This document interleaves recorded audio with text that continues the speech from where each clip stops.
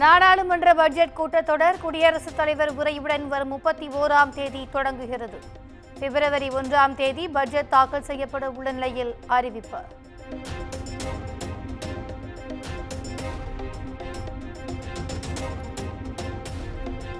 எதிர்க்கட்சிகள் தாங்களும் நல்லது செய்வதில்லை, பிறரையும் நல்லது செய்ய விடுவதில்லை, குறைகளை மட்டுமே முன்வைத்து வருவதாகவும் முதலமைச்சர் மு க ஸ்டாலின் குற்றச்சாட்டு.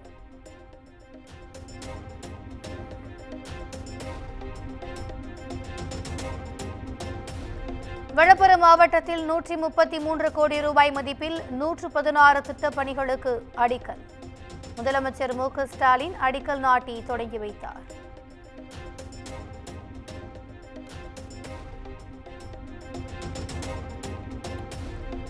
துணை முதலமைச்சராக யாரை நியமிப்பது என்பது முதலமைச்சருக்கு நன்றாக தெரியும். பட்டியலினத்தை சேர்ந்தவரை நியமிக்க முடியுமா என்ற தமிழிசை கேள்விக்கு துணை முதலமைச்சர் உதயநிதி பதிலடி.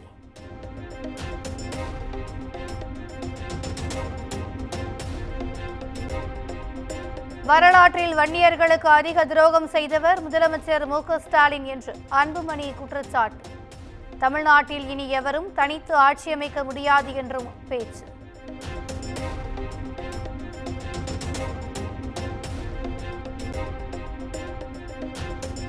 பள்ளி மாணவர்களுக்கான உணவை அம்மா உணவகங்களில் தயாரிக்காமல் தனியாருக்கு தாரை வார்க்க முயற்சிப்பது ஏன்? தமிழக அரசுக்கு அண்ணாமலை கேள்வி.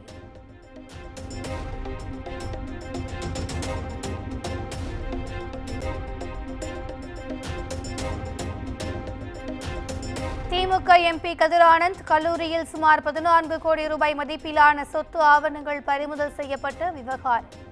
விசாரணைக்காக சென்னை நுங்கம்பாக்கத்தில் உள்ள அமலாக்கத்துறை அலுவலகத்தில் கதிர் ஆனந்த் மீண்டும் ஆஜர்.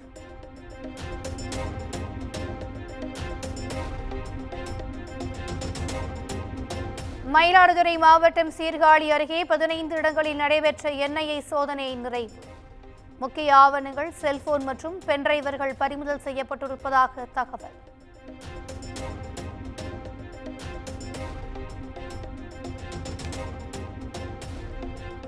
சென்னை பரசிபாக்கத்தில் உள்ள அடுக்குமாடி குடியிருப்பில் என்ஐஏ அதிகாரிகள் அதிரடி சோதனை. ISIS இயக்கத்திற்கு ஆள் சேர்ப்பில் ஈடுபட்டதாக இளைஞர் ஒருவரை கைது செய்து விசாரணை.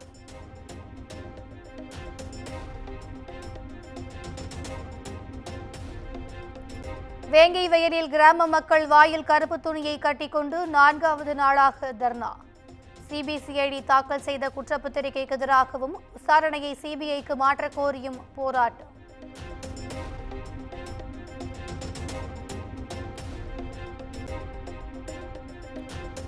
புதுக்கோட்டை கனிம வள கொள்ளைக்கு எதிராக புகார் அளித்த அதிமுக நிர்வாகி ஜெகபர் அலி கொலை எதிரொலி.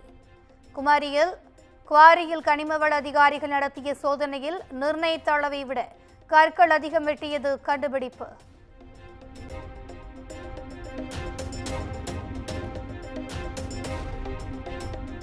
காரைக்கால் மீனவர்கள் மீது இலங்கை கடற்படையினர் துப்பாக்கிச் சூடு நடத்திய சம்பவம். இலங்கைக்கு மத்திய அரசு கண்டனம் தெரிவித்து அறிக்கை.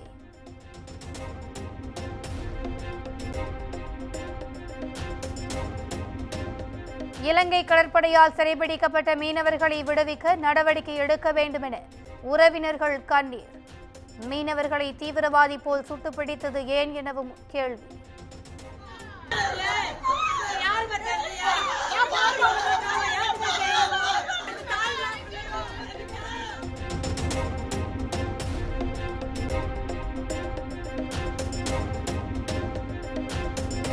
மீனவர் பிரச்சனையில் திமுக அரசு மத்திய அரசுக்கு கடிதம் எழுதுவதோடு தனது வேலை முடிந்துவிட்டதாக கருதுகிறது.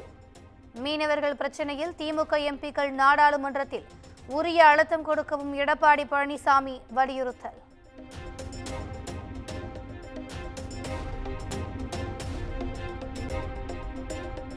சேலம் பெரியார் பல்கலை துணைவேந்தர் மீதான வழக்கு விசாரணைக்கு தடை நீக்கப்பட்டதன் எதிரொலி.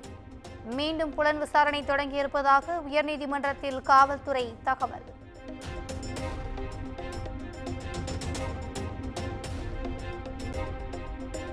திருப்பரங்குன்றம் மலை மீது உள்ள தர்காவில் ஆடு கோழி பலியிட தடை கோரி உயர்நீதிமன்ற மதுரை அமர்வில் மனு. மதுரை ஆட்சியர், காவல் ஆணையர், அறநிலையத்துறை இணை ஆணையர் பதிலளிக்க நீதிமன்றம் உத்தரவு.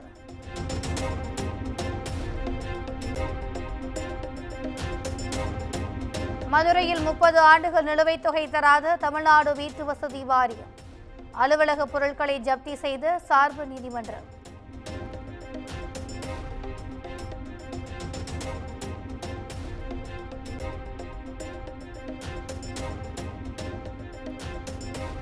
திருச்சி ஸ்ரீரங்கம் கோயில் அருகே ரவுடி அன்பரசன் சரமாரியாக வெட்டி கொலை.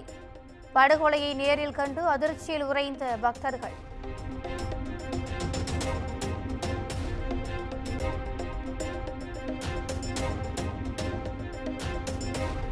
திருவண்ணாமலை மாவட்டம் கீழ்பெண்ணாத்தூர் அருகே வீட்டில் உறங்கிக் கொண்டிருந்த நபர் வெட்டி படுகொலை. தப்பி ஓடிய மர்ம கும்பலுக்கு காவல்துறையினர் வலைவீச்சு.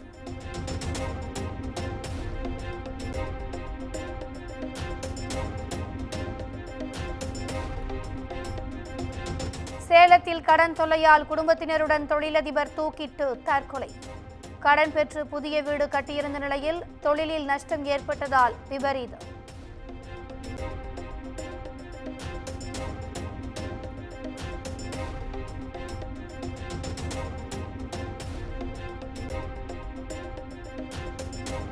கோவை அன்னூர் பேருந்து நிலையத்தில் 50க்கும் மேற்பட்ட ஆட்டோ ஓட்டுநர்கள் சாலை மறியல்.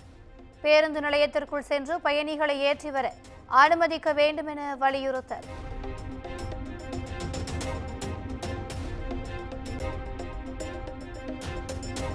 நடிகை நயன்தாராவின் திருமண ஆவணப்படத்தில் நானும் ரவுடிதான் படப்பிடிப்பு காட்சிகளை பயன்படுத்திய விவகாரம். தனுஷ் தயாரிப்பு நிறுவனம் தாக்கல் செய்த வழக்கை நிராகரிக்க கோரிய நெட்ஃபிளிக்ஸின் மனுவை தள்ளுபடி செய்தது சென்னை உயர்நீதிமன்றம்.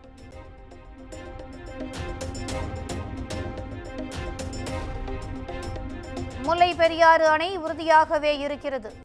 அணை உடையும் என்ற அச்ச உணர்வு காமிக்ஸ் கதைகளில் வருவது போல் உள்ளது என்றும் உச்சநீதிமன்றம் கருத்து.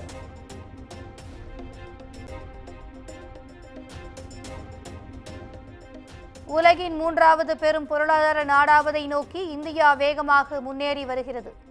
ஒடிசாவில் பிரதமர் நரேந்திர மோடி பெருமிதம்.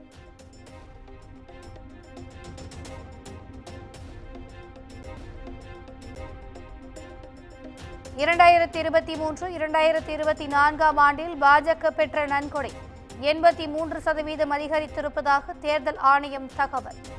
காங்கிரஸ் கட்சிக்கான நன்கொடையும் 452 கோடியிலிருந்து 1225 கோடி ரூபாயாக அதிகரிப்பு.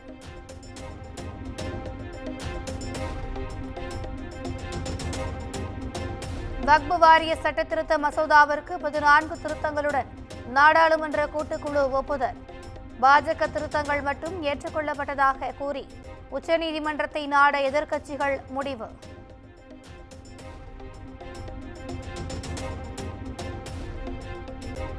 பதினாறு வயதுக்குட்பட்டவர்கள் இரவு 11 மணிக்கு மேல் திரையரங்குகளில் நுழைவதற்கு தடை விதித்து தெலுங்கானா உயர்நீதிமன்றம் உத்தரவு.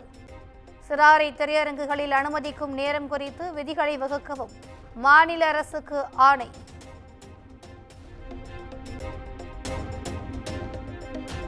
மும்பை தாக்குதல் குற்றவாளி தஹாவூர் ராணாவை நாடு கடத்த அமெரிக்க உச்சநீதிமன்றம் ஒப்புதல். தஹாவூரை இந்தியா அழைத்து வர விரைவில் அமெரிக்கா செல்கிறது என்ஐஏ.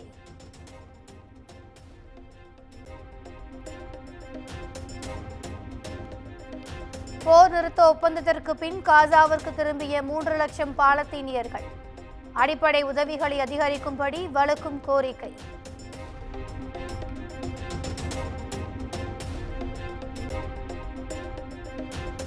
பஞ்சாபில் பல்கலைக்கழக கபடி போட்டியின் போது தமிழ்நாடு மாணவிகள் தாக்கப்பட்டு விவகாரம். சென்னைக்கு பத்திரமாக திரும்பிய அன்னை தெரசா மகளிர் பல்கலைக்கழக மாணவிகள்.